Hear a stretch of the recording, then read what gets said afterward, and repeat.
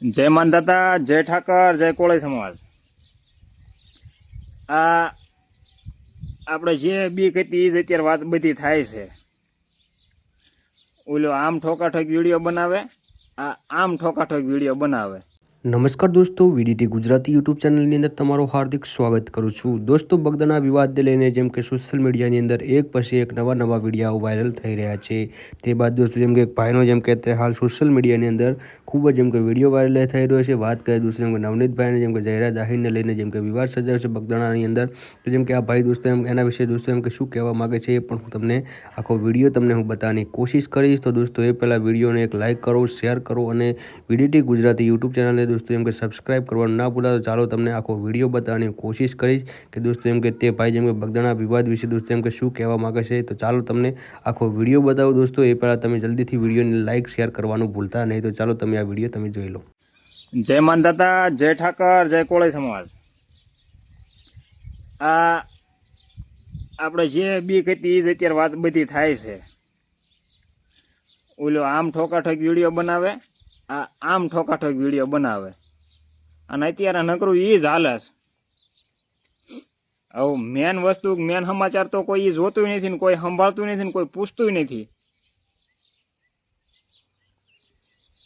અત્યારે એક ધારું તું કેટલેક આવીશ, તું માપમાં રહેજે, હામાં હામી આ જ હાલે છે। અને છેલ્લે કાંઈ વસ્તુ નહીં થાય અને કદાચ બહુ વધારે પડતું બોલ્યા હશું, કદાચ બેન દીકરી વિશે બોલ્યા હશું, તો હરી ફરીને હું માફીનો વિડીયો માગી દે, વાત થઈ ગઈ પૂરી। ઓલાને એમને એમ થાય જો માફી મગાવી, એકાબીજીને એમ થાય જો મેં માફી મગાવી। શું કામ આ બધું? આનો અત્યારે તમે આનું રિઝલ્ટ શું આવશે? મૂળ તો શેરે 0 જ તે ને। કોળી સમાજ આહિરનો વિડીયો બનાવો તો ભલે, આહિર સમાજ કોળીનો વિડીયો બનાવે તો ભલે, એ વિડીયોથી એકય સમાજને લાભ શું? કાંઈ નહીં ને। કદાચ હાલો ગમે સમાજના એકાદાએ માફી માગી તો કદાચ હાલો એ તો સ્વાભાવિક છે, બેન દીકરી વિશે બોલે, સમાજ વિશે બોલે, માફી માગવી પડે, અહીંયાથી પૂરું ને। તો શું કામ એ આ કરવાની જરૂરત શું છે બે સમાજને?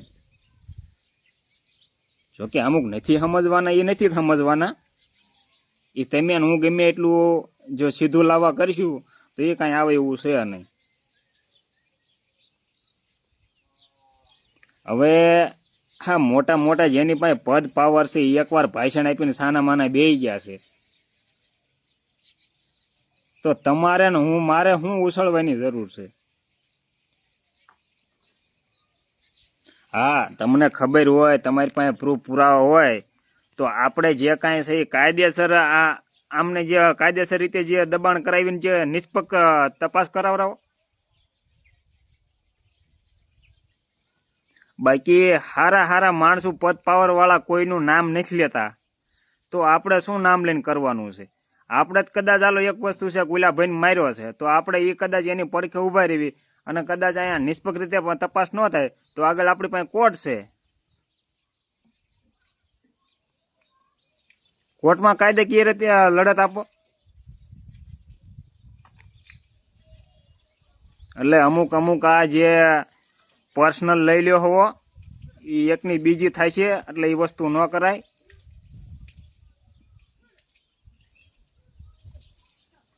હવે હું તમને કહું, તમે મને કહો, આનું કાંઈ રિઝલ્ટ તો નથી આવવાનું ને કે હું આમ કરી નાખીશ કે તેમ કરી નાખીશ અને બીજા જે આ શાંતિથી એકાબીજી ભેગા કામ કરી ખાય છે, રળી ખાય છે ને, અને જે હકીકત આ વાસ્તવિકતા છે, જો જે ભેગા બેહીને ભેગા કામ કરે છે ને એ જો કે ભેગા બેહે જ છે ને ભેગા કામય કરે છે, એમને કોઈ આનથી મતલબ જ નથી। એમને ખબર છે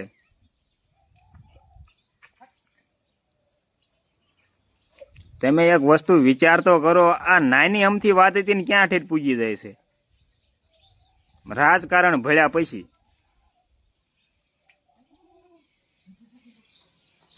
જે શરૂઆતમાં 3 દી બધું બોલતા હતા એમને તો અત્યારે કયો કે તપાસ કેટલેક પૂજીને આ નથી થયું, તમે આમાં થોડુંક કયો આમને। હકીકત આપણે એ કરવાની જરૂર છે.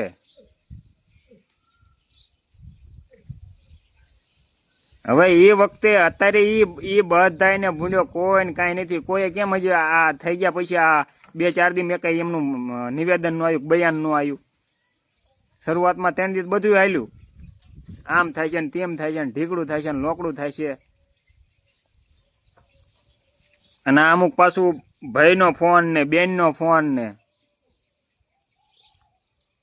એટલે જે માણસ કામ ધંધા વાળો માણસ છે ને, દી ઉગે ને કામે જવા વાળું ને, જે સાચો માણસ છે ને, એને ભાઈના ફોનની જરૂર નથી પડતી અને બેનના ફોનની જરૂર નથી પડતી. એને તો શું છે, ખબરમાં ક્યાં કામે જવું એનથી જ મતલબ હોય છે. એટલે ભાઈના ફોનથી ને એને જ કાંઈ ફેર પડતો ને બેનના ફોનથી ને કાંઈ નથી ફેર પડતો. એને આવી કંઈ ખોટી જંજાળમાં જ નથી પડવાનું થતું. એને હું ભાઈના ફોનનો બેનના ફોનનો ફાંકો હોય. તમે અને હું હાવ ખાલી ખોટા ઉછળી રહ્યા છીએ. બાકી છેલ્લે એ બધા છે ને એ એક સર્કલના બેઠકના માણસ છે.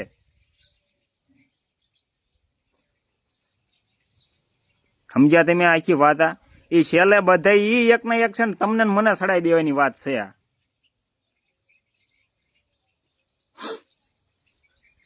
તો આ બધું આય જવું ને ત્યાં જવું ને, તો આયના જ બધું થાય એવું હતું. બધા પાસે પદ પાવર છે.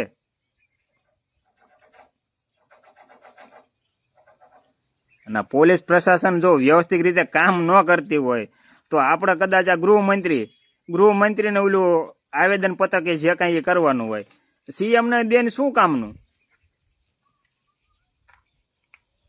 પોલીસ વિભાગ તો બધું એ હરસંઘ્યું પાસે છે. આપણે ભૂપેન્દ્ર પટેલને મળે ને આયા, પણ આપણને તેવી કાંઈ ખબર પડે ને. હા આપણે એક વસ્તુ હાલ્યું, પદ પાવર એમની પાસે છે. એમને કાયદાકીય રીતે જે નિષ્પક્ષ તપાસ થાય ને એવું દબાણ આપો ને, જે હાવ ચોખ્ખી તપાસ કરે ને એ રીતનું કરાવો. દૂધનું દૂધ ને પાણીનું પાણી થઈ જાય છે. અને તેમેનું હાવ અમથા ઉલ્યું ને પેલું ને ઢીકડું ને લોકડું. અને અમુક આ જે ગાળીઓના વિડીયો બોલે છે ને એ તો હાવ બિલકુલ ખરાબ જ છે. એ વસ્તુ વ્યાજબી જ નથી. કોળી સમાજના બનાવતા હોય તો ભલે, આહિર સમાજના બનાવતા હોય તો ભલે, એ વસ્તુ વ્યાજબી નથી. કોઈ પણની બેન દીકરી હોય. એટલે થોડુંક બધાય સમજજો, વિચારજો. અને હાવ ખોટું લેવા દેવા ગયું બીજાનું બીજું હાલે છે. જ્યાં હાલવાનું, જ્યાં ખરેખર જ્યાં એનું તો અત્યારે કાંઈ કોઈ સંભાળતું જ નથી. ફલાણાના આમ જવાબ પણ ઢીકડા નામ આપ્યો, અને પાછું અત્યારે પાછું મોરે તરત આવી જવું. આવતા તો કોઈ નથી પાછા. એટલે આ વસ્તુ વ્યાજબી નથી. સમજી વિચારીને બે સમાજ સમજો, વિચારો. અને ખોટા અમુક જે 2-5 જણા બે સમાજમાં હોય ને આવો બનાવે, એટલે આ બધી સમાજ ઉપર ખોટી અસર પડે. નાના છોકરા જોતા હોય કોઈ, એટલે આપણે આવું જ શીખવાડવાનું છે. નાના છોકરા જોતા હોય, કોઈ દીકરી જોઈતી હોય, કોઈ બેનું જોઈતી હોય, એટલે આપણે આપણું આવું જ શીખવાડવાનું છે. અને આપણા સંસ્કાર બતાડી દેવાના છે. એટલે આ બધું હવે મૂકી દો તો વધારે મજા આવે. અને જે બે સમાજ ભેગો થઈને કાયદાકીય રીતે નિષ્પક્ષ તપાસ થાય ને એવું કરો તો સારી વાત છે એમાં. બાકી તો ઓલા જેવું છે કે કદાચ જે માને એ તો માને જ છે, ન માને એ નથી માનતું. પોતપોતાનો વિચાર જે રહ્યો ને એ પ્રમાણે હાલે બધાય.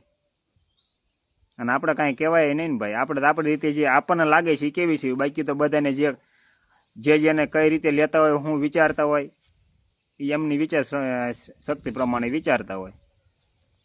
ભલે હાલો, જય માતાજી.